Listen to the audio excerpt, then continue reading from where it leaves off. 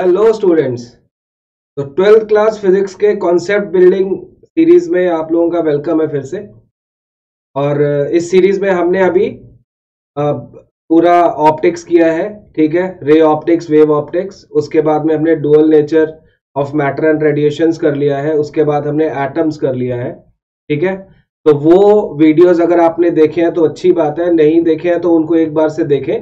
आपके कॉन्सेप्ट जो है उससे बहुत अच्छे से बिल्ड होंगे, ठीक है। आपको कोई भी चीज उसके अंदर मैंने छोड़ी नहीं है, बिल्कुल इस तरह से आपको कॉन्सेप्ट क्लियर करवाने की कोशिश करिए जो आप, जिससे कि आपको कहीं और से कुछ भी देखना ना पड़े। उसके अंदर नोट्स की फॉर्मेशन में मैंने सारा का सारा लिखा हुआ है। आप जगह जगह पर उनको वीडियो को रोक के उसके स्क्रीनशॉट ले सकते हैं। आपको कंप्लीट एक तरह से नॉलेज जो है वो वहां पर मिल रही है और आपकी पूरी रिक्वायरमेंट वहां पर मीट हो जाए, ठीक है। तो अगर आपको वो सीरीज अच्छी लग रही है और समझ में आ रही है तो प्लीज अपने और दोस्तों को भी रेकमेंड करो, ठीक है। और मेरे चैनल को ग्रो करने में मेरी हेल्प करो, ठीक है। और आप लोगों की हेल्प जिस तरह से मैं कर रहा हूं तो थोड़ी हेल्प आप भी मेरी कर दो, है ना। तो इस तरह से अब हम स्टार्ट करेंगे बेटा फ्रेश चैप्टर। जो हमारे पास आना है वो फ्रेश चैप्टर जो है वो न्यूक्लियाई है, ठीक है। एटम्स फिनिश किया था अभी हमने, अब हम न्यूक्लियाई करेंगे, ठीक है। मैं अब क्या करूंगा कि जब हम वीडियो ये वाली आपको देंगे तो मैं पुरानी वीडियोस के लिंक जो है वो इसके अंदर डाल दूंगा, राइट, ठीक है। आप चाहे तो निश्चय एकेडमी का एक पेज है फेसबुक पे, उसको भी आप ज्वाइन कर सकते हैं। उसके अंदर भी आपको अपडेशन मिलती रहेगी कि क्या वीडियोस किस टाइम पे हम अपलोड कर रहे हैं, ठीक है। अगर आप सब्सक्राइब करके नोटिफाई कर देंगे तो आपको वैसे भी नोटिफिकेशंस मिलती रहेंगी। तो आप, मेरा सिर्फ आपसे ये कहना है कि आप कोई भी वीडियो जो है वो मिस मत करो और सीक्वेंस में सारी वीडियोस जो है वो देखोगे तो चीजें आपको बहुत अच्छे से समझ में आए, ठीक है। तो अब हम इसके बाद में बेटा स्टार्ट करेंगे चैप्टर। और तो स्टार्ट करते हैं बच्चे। ऑल राइट स्टूडेंट, सबसे पहले अब करेंगे क्या, Thomson atomic model. J Thomson ने दिया था ये मॉडल और 1898 के अंदर। और उसने ये बड़ा सिंपल सा कॉन्सेप्ट ये बताया था, जिसका ये सक्सेस था कि एटम जो है वो इलेक्ट्रिकली न्यूट्रल होता है। और उसने बोला कि जो एटम है वो बिल्कुल उसी तरह से होता है जैसे एक वाटरमेलन होता है, ठीक है। वाटरमेलन में क्या होता है कि एक बहुत सारा वो गूदा होता है ना, वो जिसे कहना चाहिए फाइबर वाला हिस्सा जो रेड वाला होता है, और उसके अंदर इलेक्ट्रॉन्स जो होते हैं वो सीड्स की तरह जो है वो उसके अंदर एम्बेडेड होते हैं, ठीक है।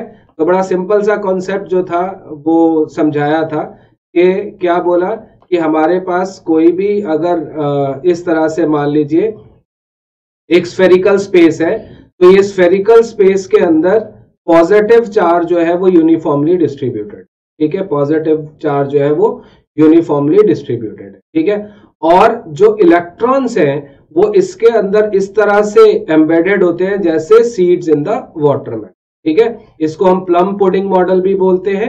एक इस मॉडल का जो सबसे इंपॉर्टेंट चीज था वो यही था जो इसने बताया कि किसी भी एटम के अंदर जो टोटल पॉजिटिव चार्ज होता है वो टोटल नेगेटिव चार्ज के इक्वल होता है, या ये हम कह सकते हैं कि एटम जो है वो इलेक्ट्रिकली न्यूट्रल है। तो थॉमसन एटॉमिक मॉडल किया, लेकिन ये ज्यादा दिन चल नहीं पाया क्योंकि इसके अंदर कुछ ड्रॉबैक्स थे। वो ड्रॉबैक्स या फेलियर्स क्या थे वो अभी हम इसके बाद में डिस्कस कर, ठीक है। तो सबसे पहले सक्सेस की बात कर लेते हैं कि थॉमसन मॉडल के सक्सेस क्या थे। दो चीजें इसमें सबसे मेजर हैं, या दो या तीन चीजें। पहली चीज कि इसके बेसिस पे हम केमिकल रिएक्शंस को और रेडियो एक्टिव डिसइंटीग्रेशन को बड़े आसानी से जो है वो बता पाए कि वो किस तरह से कोई भी केमिकल रिएक्शंस जो है वो बनती हैं और किस तरह से रेडियो एक्टिव डिसइंटीग्रेशन होता है, ठीक है। दूसरा, हमने बताया जैसे अभी कि एटम जो है वो इलेक्ट्रिकली न्यूट्रल है, टोटल पॉजिटिव चार्ज और टोटल नेगेटिव चार्ज जो होगा वो इक्वल होगा, ठीक है। तीसरी चीज जो इसने बोली थी कि इलेक्ट्रॉन जो है वो अपनी पोजीशंस पे वाइब्रेट करते हैं और वाइब्रेशन के कारण उसके अंदर से इलेक्ट्रोमैग्नेटिक रेडिएशंस एमिट होती, ठीक है, जिनकी अपनी एक फिक्स फ्रीक्वेंसी होती है, ठीक है। तो ये तीन चीजें तब तक हमने ये माना था कि उसके सक्सेस थे, बट कुछ चीजें ऐसी हैं जो वो एक्सप्लेन नहीं कर पाया जिसके कारण इस मॉडल को बाद में डिस्कार्ड कर दिया। तो वो क्या फेलियर्स थे वो अब हम डिस्कस कर रहे हैं, ठीक है। तो फेलियर्स थॉमसन मॉडल के क्या क्या आया, सबसे पहले उसने क्या बोला कि जिस तरह से बाद में बोला गया, बोर ने बताया यार कि जो जितने भी हमारे पास मतलब जैसे हाइड्रोजन एटम के लिए बोर ने किया था कि उसके अंदर स्पेक्ट्रल लाइंस बनती हैं। स्पेक्ट्रल लाइंस आपको पता है ना, बामर सीरीज, लेमन सीरीज, ये सब आपने पढ़ा होगा। तो वो एक्सप्लेनेशन थॉमसन मॉडल के बेसिस पे हमें नहीं मिल पा रही, ठीक है। दूसरा, जब रदरफोर्ड ने अपना एक्सपेरिमेंट किया तो उसमें उसने बताया था कि जहां पर लार्ज डिफ्लेक्शंस हो रही हैं अल्फा पार्टिकल्स की, अभी हम डिस्कस करेंगे रदरफोर्ड मॉडल को तो आपको ये पॉइंट तब ज्यादा अच्छे से क्लियर हो जाएगा कि जब लार्ज डिफ्लेक्शन हो रही है अल्फा पार्टिकल्स की तो वो क्यों हो रही है, ठीक है, कि उसका रीजन जो है वो एक्सप्लेन नहीं कर पा रहा था थॉमसन, ठीक है। तो ये दो इसके फेलियर्स आ गए जिसके कारण इस मॉडल को बाद में डिस्कार्ड कर दिया, ठीक है। तो इसके लिए जब सबसे पहले सक्सेसफुल मॉडल दिया वो किसने दिया, रदरफोर्ड ने। और रदरफोर्ड ने ये अपना एक्सपेरिमेंट किया था, अल्फा स्कैटरिंग एक्सपेरिमेंट, जिससे कि इसके ड्रॉबैक्स को ओवरकम करने की कोशिश की, ठीक है। तो देखते हैं अब रदरफोर्ड्स अल्फा स्कैटरिंग एक्सपेरिमेंट, ठीक है बेटा। इसके बाद में देखो अब हम जो करेंगे वो है रदरफोर्ड्स अल्फा स्कैटरिंग एक्सपेरिमेंट, ठीक है, या फिर रदरफोर्ड्स गोल्ड फॉयल एक्सपेरिमेंट, ठीक है। इस एक्सपेरिमेंट को रदरफोर्ड के दो असिस्टेंट्स कह लो या एसोसिएट्स कह लो, गीगर और मार्टसन, उन्होंने परफॉर्म किया था और under the guidance of Rutherford, ठीक है। उन लोगों ने एक फास्ट मूविंग अल्फा पार्टिकल्स की एक बीम को एक थिन गोल्ड फॉयल के ऊपर फॉल किया और उससे कुछ ऑब्जर्वेशंस, फिर कुछ कंक्लूजन्स और फिर फाइनली एक रिजल्ट प्रपोज किया रदरफोर्ड्स मॉडल के लिए, ठीक है। तो पहले हम इसका एक्सपेरिमेंटल सेटअप समझेंगे कि कैसा होता है, ठीक है। तो देखो एक्सपेरिमेंटल सेटअप के अंदर हमारे पास कुछ चीजें होती हैं, पहले समझ लेते हैं और उसके बाद एक डायग्राम ड्रॉ करके मैं आपको बताऊंगा कि क्या क्या वो चीजें जो है वो ली गई थी जब एक्सपेरिमेंट परफॉर्म किया गया। तो देखो क्या क्या याद रखना है, सबसे पहले तो एक सोर्स चाहिए अल्फा पार्टिकल, ठीक है।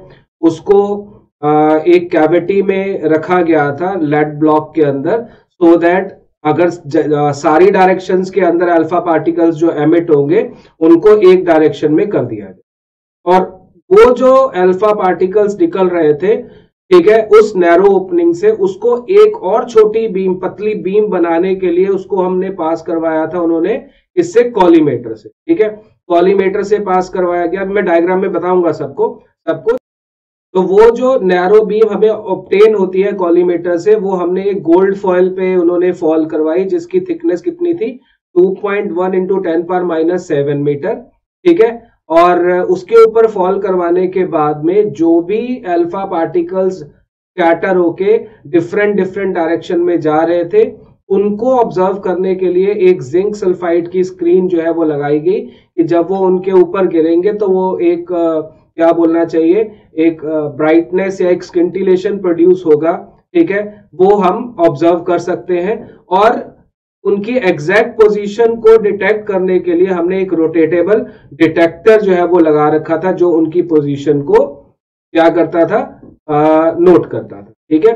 तो बड़ा सिंपल सा एक्सपेरिमेंटल सेटअप जो है वो बनाया गया। तो हमारे पास क्या है, देखो ये एक सोर्स है अल्फा पार्टिकल, ठीक है, और इस सोर्स को हमने क्या किया हुआ है, एक लेड की कैविटी के अंदर रखा, ठीक है। तो इस कैविटी के अंदर रखने से क्या होगा, देखो कि हमारे पास यहां से, ठीक है, जब अल्फा पार्टिकल्स निकलेंगे तो अब वो ऑलमोस्ट ऐसे इस तरह से करते हुए यहां से निकलेंगे, ठीक है, इधर से जो बाहर निकल गए। बट ये बीम कोई बहुत ज्यादा फाइन नहीं थी, इसलिए उस बीम को और फाइन करने के लिए यहां पर एक यूज किया गया कॉलीमेटर, ठीक है, कॉलीमेटर, ठीक। इसको अगर हम आपके लिए थोड़ा सा थिक बना दें, ठीक है, तो ये हमारे पास क्या हो जाएगा, ये कॉलीमेटर होगा, ठीक है। कॉलीमेटर के बाद में जब अल्फा पार्टिकल पास हो रहे हैं, ठीक है, तो वो बहुत ही एक फाइन, एक थिन बीम जो है वो हमें यहाँ पर मिल जाती है। और यहाँ पर, ठीक यहाँ पर इसके ठीक बाद फिर एक गोल्ड की फॉयल जो है वो रख दी गई, ठीक है। ये क्या है, ये है हमारे पास गोल्ड फॉयल, ठीक है, दिस इज गोल्ड फॉयल। तो गोल्ड फॉइल जिसकी थिकनेस अभी हमने बताई 2.1 इंटू 10⁻⁷ मीटर थी। अब हमने क्या करना है कि इनको ऑब्जर्व करने के लिए, ठीक है, इनको ऑब्जर्व करने के लिए एक यहां पर इसके सराउंडिंग इस तरह से करके एक जिंक सल्फाइड की स्क्रीन जो है वो लगा दी, ठीक है। ये क्या है, ये है आपके पास जिंक सल्फाइड की, ठीक है, स्क्रीन है हमारे, ठीक। तो ये जो स्क्रीन है, अब क्या हो गया कि जो भी इलेक्ट्रॉन अल्फा पार्टिकल सॉरी यहां से निकलेंगे, ठीक है, तो वो इधर उधर जाएंगे और वो जो जहां पर भी जाएंगे उनको डिटेक्ट करने के लिए, है ना, उनको देखने के लिए हमारे पास ये स्क्रीन है और उनको डिटेक्ट करने के लिए बाहर जो है वो एक क्या बोलते हैं इसको, यहां हमने एक लगा दिया रोटेटेबल डिटेक्टर। ये इस तरह से थ्रू आउट का स्क्रीन जो है वो रोटेट कर पा रहा था और जहां पर ये आता उसकी पोजीशन को हम यहां से नोट कर पाते थे और उसका एंगल ऑफ स्कैटरिंग जो है वो हम फाइंड कर पाते, ठीक है। तो इस तरह से ये एक्सपेरिमेंटल अरेंजमेंट जो है वो प्रोड्यूस किया गया या बनाया गया गीगर और मार्टसन ने फॉर अल्फा स्कैटरिंग एक्सपेरिमेंट। अब इस एक्सपेरिमेंट से हमें क्या क्या ऑब्जर्वेशंस मिली, उन ऑब्जर्वेशंस को हम देखेंगे कि वो क्या ऑब्जर्वेशन। तो देखो कैसे एक्सपेरिमेंट परफॉर्म किया था। वैसे तो मैंने ये एक्सपेरिमेंटल सेटअप में ही आपको क्लियर कर दिया कि क्या हुआ था कि हमारे पास ये कैविटी है, कैविटी में सोर्स है अल्फा पार्टिकल्स का, वहां से हर डायरेक्शन में निकली। ज्यादातर इस ब्लैक जो हमारे पास वो था क्या बोलते हैं कवरिंग उसकी, है ना, लेड कैविटी थी बेसिकली, उसने एब्जॉर्ब कर ली और जो अल्फा पार्टिकल्स बाहर निकले उनको हमने फाइन बीम को फाइंड आउट करने के लिए क्या करा, कॉलीमेटर के थ्रू पास कर दिया। कॉलीमेटर से वो गोल्ड फॉइल पे फॉल करती हैं अल्फा रेडिएशंस और वो डिफरेंट डिफरेंट डायरेक्शंस के अंदर जो है वो स्कैटर होती है, जिनको कि हमने जिंक सल्फाइड स्क्रीन पे ऑब्जर्व किया। उनकी पोजीशन फाइंड आउट करने के लिए हमने ये डिटेक्टर, सिंपल, ठीक है, ये एक्सपेरिमेंट जो है उसने परफॉर्म किया, ठीक है। तो अब हम देखते हैं कि इससे हमने क्या क्या ऑब्जर्वेशंस जो है वो ली थी, ठीक है। तो वो ऑब्जर्वेशंस हम चेक करते हैं पहले, ठीक है बेटा। ऑब्जर्वेशंस जो आपके सामने आती हैं इससे जो उन लोगों ने ऑब्जर्व करी, वो क्या क्या ऑब्जर्वेशंस थी उनके बारे में बात। तो देखो सपोज करो जो है ये एक रीजन जो है वो बनाते हैं एक एटम के लिए। तो क्या क्या ऑब्जर्वेशन हमारे पास आई वो हमने देखनी है अभी। वो ऑब्जर्वेशंस ये थी कि सबसे पहले कि most of the alpha particles passes undeviated, ठीक है, ये अल्फा पार्टिकल, ठीक है, most of the alpha particles जो है वो अनडेविएटेड पास कर रहे थे। तो अगर हम यहां से देखें तो इस तरह से कुछ भी किसी भी तरह से वो डेविएट नहीं हो रहे थे इस तरह से, ठीक है, और वो most of the alpha particles they are passing undeviated, ठीक है। दूसरी ऑब्जर्वेशन, बहुत ऐसे कम अल्फा पार्टिकल्स थे जो बहुत स्मॉल डिफ्लेक्शन ले रहे थे, ठीक है, अराउंड 0.14%। इसका मतलब क्या है कि वो जो अल्फा पार्टिकल ऐसे स्ट्रेट आ रहा था, ठीक है, तो वो यहां जाने के बाद स्मॉल डिफ्लेक्शन जो है वो ले रहा था, ठीक है, छोटी छोटी डिफ्लेक्शन, कम डिफ्लेक्शन हो रही थी, ठीक है, इस तरह से आ रहे हैं और ये कम डिफ्लेक्शन हमारे पास हो रही है। कम का मतलब हम बात करें लेस देन 90 डिग्री या बहुत ही उससे भी कम। लेकिन फिर ये देखा गया कि बहुत ही few alpha particles around 1 in 8000 ऐसे थे जिनकी जो डिफ्लेक्शन थी वो 90 डिग्री से भी ज्यादा थी, ठीक है, जिनकी डिफ्लेक्शन 90 डिग्री से भी ज्यादा थी।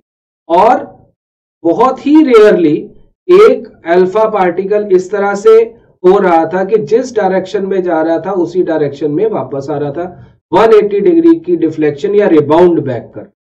बात समझ में आ रही है, ठीक है। तो ये ऑब्जर्वेशंस थी जो कि उस एक्सपेरिमेंट से की गई और इनके बेसिस पे कुछ कंक्लूजन्स जो है वो ड्रॉ किए गए। वो कंक्लूजन्स क्या है उनके बारे में अभी बात करेंगे।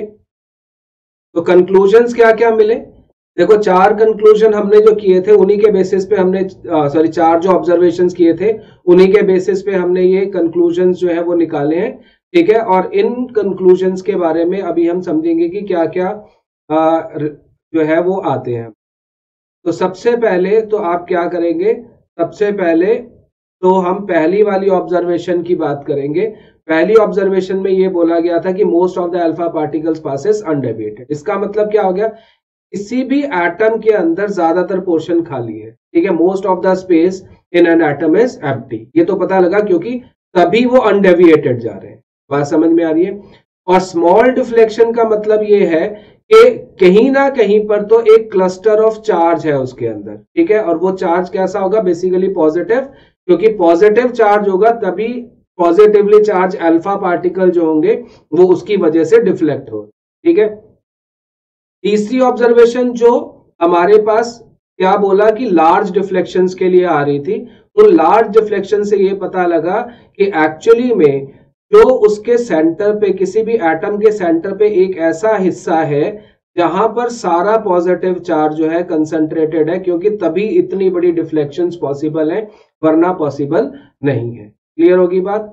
और फोर्थ पॉइंट जो था वो था रिबाउंड बैक वाले के लिए। तो रिबाउंड, देखो कोई भी चीज रिबाउंड कब होगी, जब वहां पर बहुत सारा मास है और वो मास उस पार्टिकल से ज्यादा है जो कि हम उसके ऊपर फॉल करा। तो अल्फा पार्टिकल से बहुत हैवी मास यहां पर कंसंट्रेटेड था, तो यही बोला गया कि वो जो टाइनी सेंट्रल कोर हमें मिल रहा है जहां पर पॉजिटिव चार्ज था, तो वहीं पर जो है वो हमारे पास क्या हो रहा है, वहीं पर हमारे पास entire mass of the atom is also concentrated. बात समझ में आ रही है, ठीक है। तो ये 4 पॉइंट जो है वो हमारे पास बन गए किससे, जो हमने ऑब्जर्वेशन किया उससे। और ये जो टाइनी सेंट्रल कोर था उसका नाम हमने क्या रखा, उसका नाम रखा न्यूक्लियस। क्लियर होगी बात। तो बेटा इसके बेसिस पे हम जो रदरफोर्ड ने अपना मॉडल, एटॉमिक मॉडल प्रपोज किया अपनी सारी कंक्लूजन्स के ऊपर बेस्ड, क्या बड़ा सिंपल था कि every atom consists of a tiny central core in which entire positive charge and almost entire mass of the atom is concentrated. This is called nucleus, ठीक है। और न्यूक्लियस के अंदर हमने एक चीज और भी एटम में पढ़ी कि न्यूक्लियस के अराउंड जो है, जो उसने प्रपोज किया, इलेक्ट्रॉन जो है वो फिक्स्ड सर्कुलर ऑर्बिट्स के अंदर रिवॉल्व कर, ठीक है। और एटम जो है इलेक्ट्रिकली न्यूट्रल है, total positive charge total negative charge के इक्वल। तो ये उसने रदरफोर्ड ने अपना मॉडल जो है वो दिया था, ठीक है। देखो इसके बाद में रदरफोर्ड ने प्रपोज किया कि साइज ऑफ न्यूक्लियस हम कैसे फाइंड आउट कर सकते थे, उसके एक्सपेरिमेंट के ऊपर बेस्ड, जिसमें बेसिकली हम रेडियस फाइंड आउट करेंगे और उसका नाम रखा गया distance of closest approach. The reason being कि एक्चुअली में न्यूक्लियस की कोई फिक्स बाउंड्री नहीं है, बट हमने फिर भी उसको माना कि वो एक स्फीयर है और उस स्फीयर के हिसाब से, ठीक है, उस स्फीयर के हिसाब से जो है वो हम उसको मानेंगे और उसका रेडियस जो होगा वही हम उसका साइज ले लें, ठीक है। तो देखो ये किस चीज पे बेस्ड था, ये बेस्ड था एक वो वाली ऑब्जर्वेशन पे, अगर आपको याद हो कि हमने क्या बोला था कि एक्चुअली में अगर सपोज करो मैं इसको न्यूक्लियस बोल रहा हूं, ठीक है, अगर ये न्यूक्लियस है पॉजिटिवली चार्ज, तो वो अल्फा पार्टिकल्स है ना, वो अल्फा पार्टिकल्स जो 180 डिग्री पे रिबाउंड हो रहे थे, आ रहे थे और उसी डायरेक्शन में वापस जा रहे थे, ये अल्फा पार्टिकल, ठीक है। तो यानी कि जिस डायरेक्शन से फॉल हुए उसी पे रिबाउंड होके 180 डिग्री पे जा रहे थे। तो इसका मतलब क्या है कि यहां पर जस्ट एट अ डिस्टेंस, जो कि उसके सेंटर से, न्यूक्लियस के सेंटर से r0 डिस्टेंस पे है, वहां पर उसकी सारी काइनेटिक एनर्जी जिससे वो आ रहा था खत्म हो गई, वहां पर वो पोटेंशियल एनर्जी में कन्वर्ट हो गई और वापस वो जो है उसी डायरेक्शन में वापस आ गया। तो हम सारी कैलकुलेशन इस डिस्टेंस पे करेंगे जिसको हम डिस्टेंस ऑफ क्लोजेस्ट अप्रोच कहते हैं। आपको पता है कि अगर हमें, अगर क्या चार्ज ऑन अल्फा पार्टिकल्स अगर लें, क्या हमें पता ही है क्या, इसको अगर मैं Q1 से दिखाऊं तो ये किसके इक्वल होता है, 2e के इक्वल, बेसिकली प्लस 2e के इक्वल, ठीक है। और अगर हम किसी भी न्यूक्लियस की बात करें, है ना, अगर मान लो चार्ज ऑन न्यूक्लियस देखें तो कितना होगा, नंबर प्रोटॉन का नंबर ही होता है अगर आपको याद हो तो, है ना। तो नंबर ऑफ प्रोटॉन जो कि एटॉमिक नंबर के इक्वल होते हैं, और मल्टीप्लाइड बाय द चार्ज जो कि ई के इक्वल होता है प्रोटॉन के ऊपर, है ना। तो ये चार्ज जो है वो हमारे पास न्यूक्लियस पे हो गया, इसको हमने Q2 बोल दिया। बात समझ में आ रही है। एम हम ले रहे हैं मास ऑफ अल्फा पार्टिकल, ठीक है, अल्फा पार्टिकल, और बी जो है वो वेलोसिटी है ऑफ अल्फा पार्टिकल। इसका मतलब जो काइनेटिक एनर्जी जो अल्फा पार्टिकल की थी वो हमारे पास आ गई हाफ mv² के इक्वल, ठीक है। उसके बाद में देखो एट R0 पे हमने क्या निकाला, पोटेंशियल एनर्जी। पोटेंशियल एनर्जी का फॉर्मूला क्या होता है, K Q1 Q2 by R, यही फॉर्मूला है। मैंने ये वैल्यूज आपके लिए लिखी है।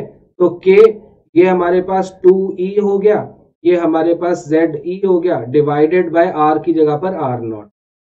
हाँ समझ में आ रही, विच इज क्या हो जाएगा 2kZe² डिवाइडेड बाय R। तो अब हमारे पास क्या हो गया कि अगर बाय कंजर्वेशन ऑफ एनर्जी, ठीक है, फिर से at R0 by conservation of energy क्या हो गया कि पोटेंशियल एनर्जी जो है वो काइनेटिक एनर्जी के इक्वल आ गई, ठीक है। तो आपके पास पोटेंशियल एनर्जी की वैल्यू ये है और काइनेटिक एनर्जी की है, तो 2kZe² divided by R0 is equal to half M. तो from here we can calculate, क्या कैलकुलेट कर रहे हैं, R0 की वैल्यू। तो R0 will be 2kZe² divided by half mv, ये वैल्यू आ जाएगी, ठीक है। तो ये आपके पास रिलेशन आ गई इसके लिए, डिस्टेंस ऑफ क्लोजेस्ट अप्रोच के। क्लियर होगी बात।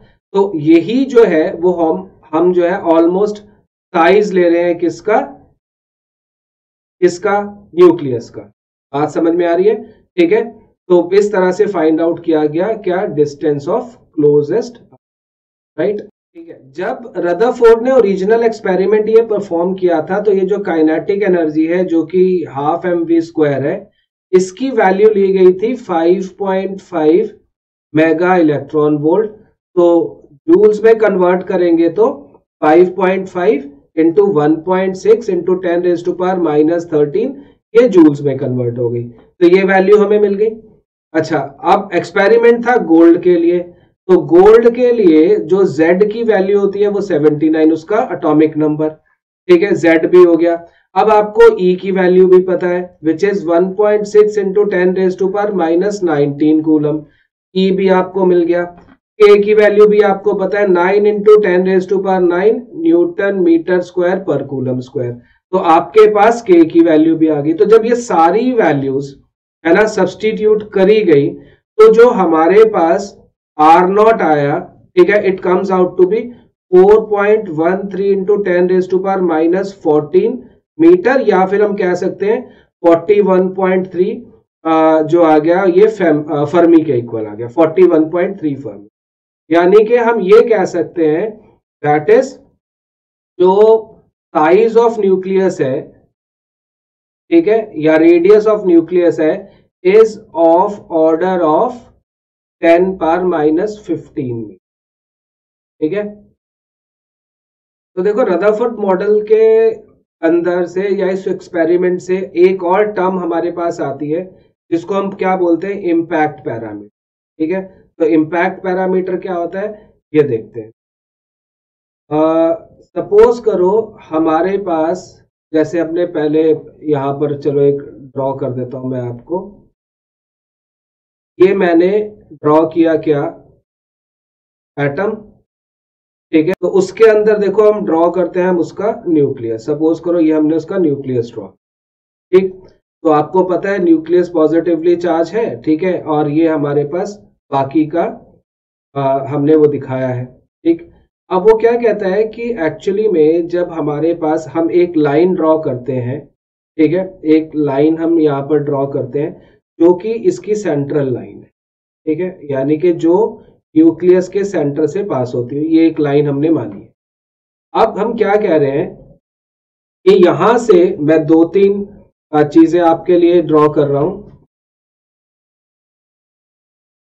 तो यहां से अगर सपोज करो दो कुछ अल्फा पार्टिकल्स की को हम यहाँ पर ड्रॉ करें, ठीक है, इस तरह से करके यहाँ देख रहे हैं, भी बताता हूं कि क्या होता है।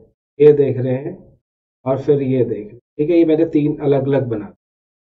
तो क्या देखा गया कि एक्चुअली में जो अल्फा पार्टिकल बहुत पास जा रहा था, ठीक है, वो बहुत ज्यादा डिफ्लेक्ट होगा, ठीक है, जो उससे दूर जा रहा था वो कम डिफ्लेक्ट होगा, ठीक है, जो और दूर जा रहा था वो और कम डिफ्लेक्ट होगा, एंड सो ऑन। बात समझ में आ रही है? तो इस सेंट्रल लाइन से इन अल्फा पार्टिकल्स की डायरेक्शन का जो डिस्टेंस है ये वाला, ठीक है, इसको हम बी से दिखाते हैं, विच इज क्या, इम्पैक्ट पैरामीटर। जैसे इस केस में ये बी हो गया, इस केस में ये बी हो गया। बात समझ में?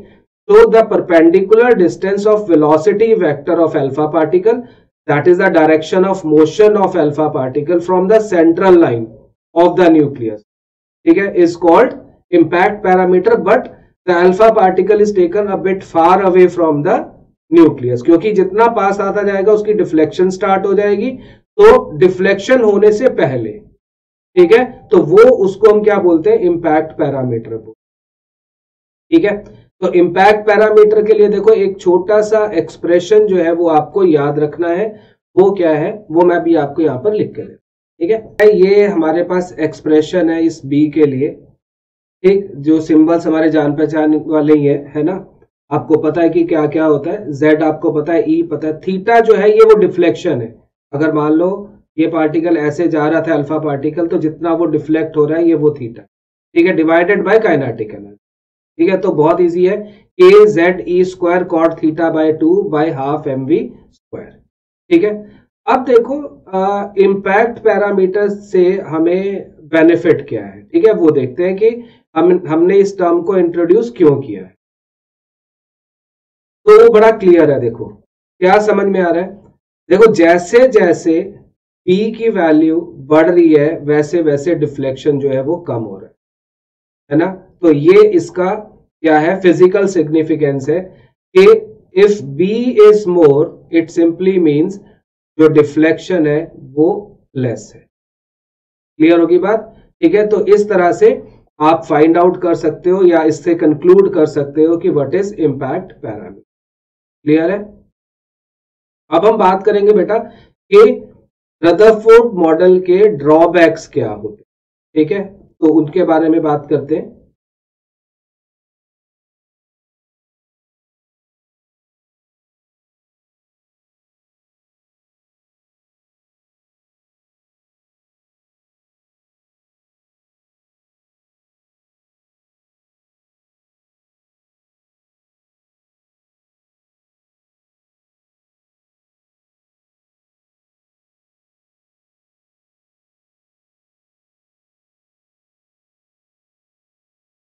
तो डिस्कस करते हैं जी ड्रॉबैक्स ऑफ रदर्स एटॉमिक मॉडल।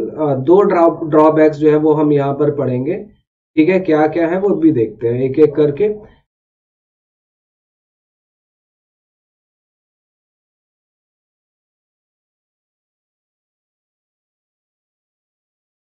तो समझते हैं बेटा फर्स्ट ड्रॉबैक क्या था। फर्स्ट ड्रॉबैक जो है वो ये है कि रदरफोर्ड ने इस फैक्ट का यूज किया कि जो ऑसिलेटिंग और पार्टिकल होते हैं और एक्सेलरेटिंग पार्टिकल होते हैं वो सोर्स ऑफ इलेक्ट्रोमैग्नेटिक वेव होते हैं। इलेक्ट्रॉन जो है वो कॉन्टिन्यूसली रिवॉल्व कर रहे हैं अराउंड द न्यूक्लियस, तो वो चार्ज पार्टिकल है। इसका मतलब क्या है कि उसमें से इलेक्ट्रोमैग्नेटिक रेडिएशन जो है वो निकल रही हैं।